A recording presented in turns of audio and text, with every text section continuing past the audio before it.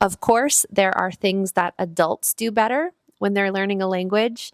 Adults are actually great language learners. It's a bit of a myth that children learn better than adults, but observing my 3-year-old son, there are absolutely things that we can learn from children as we're learning languages. And I'm going to share those things with you in this video today. I have a free PDF guide for today's lesson, so don't forget to get that down below in the description. I will email that to you right now, and you will also get my free English lessons every week.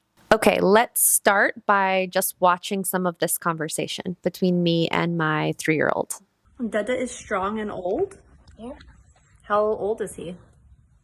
He's 66. Dada's 66 years old? Wow. That's pretty old. Are you sure? I think so. How old are you? 3. 3. I think when it's 135. And 135, I could lift you up. When you're 135 years old, you can lift me up? Yeah. Ah, wow. And when I'm 100, when I'm a million, I could lift. I will be taller than this house.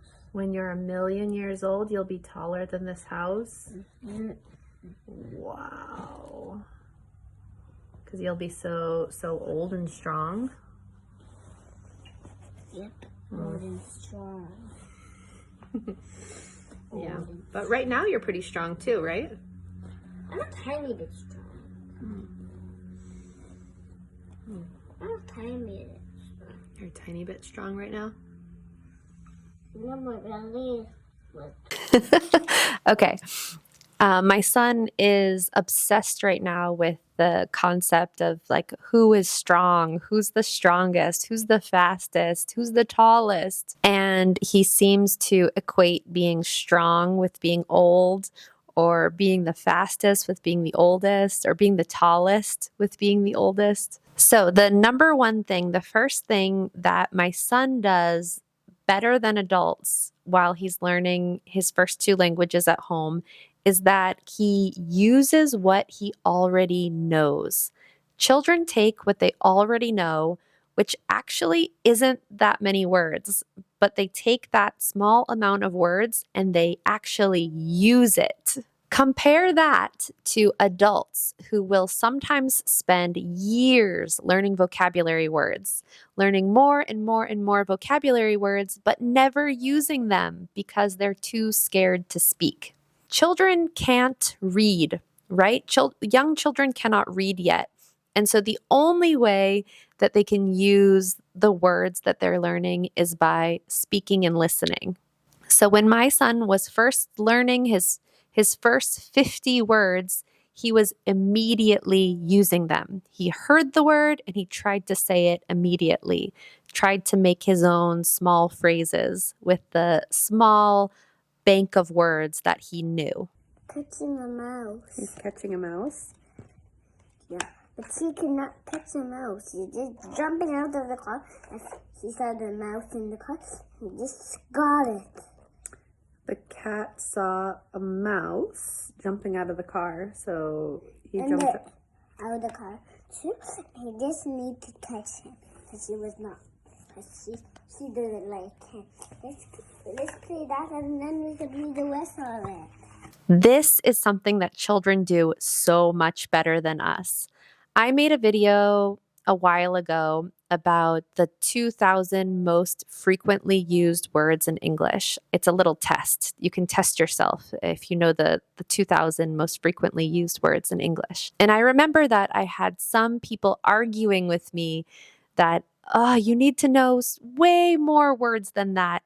Who cares if you know the first 2,000 most frequently used words in English?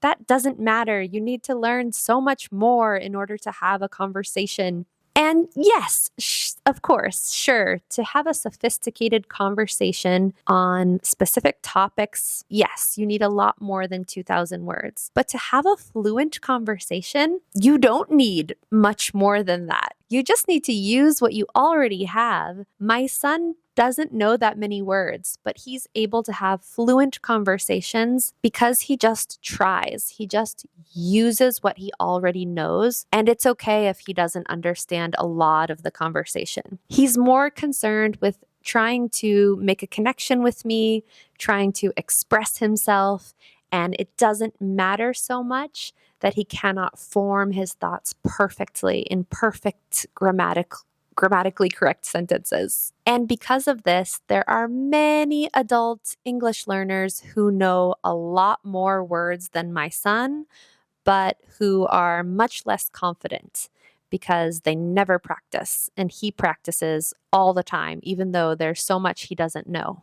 Number 2, a second thing that we can learn from children is to take control of the conversation. Okay. You know, Edward.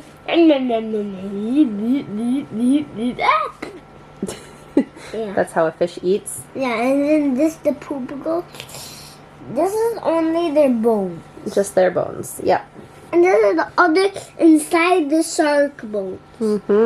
A lot of times when adults are learning English, they sit back quietly and they wait for other people to ask questions, and this can cause a lot of anxiety for learners. Instead, it's a better idea to prepare some questions in advance, to think about the conversations that you might have with other people, and to take control of the conversation. So my son does not wait for people to ask him questions.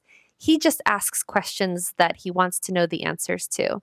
He is genuinely curious about other people, and he takes control of the conversation. And then finally, the third thing that I noticed my son doing really well is going with the flow, not overthinking, not beating himself up when he makes a mistake. He makes a mistake, he shrugs, he moves on. He doesn't say, "Oh my goodness, I made this mistake in English. My life is over." No, he doesn't care. He has like the memory of a goldfish when it comes to making mistakes. And that's what we need to as adults, because nobody else cares about our mistakes. Only we care about our mistakes. Nobody else cares. So just to summarize, the things that we can learn from children are to use what we already know in conversation, to take control of conversations, maybe by asking questions, preparing and asking questions.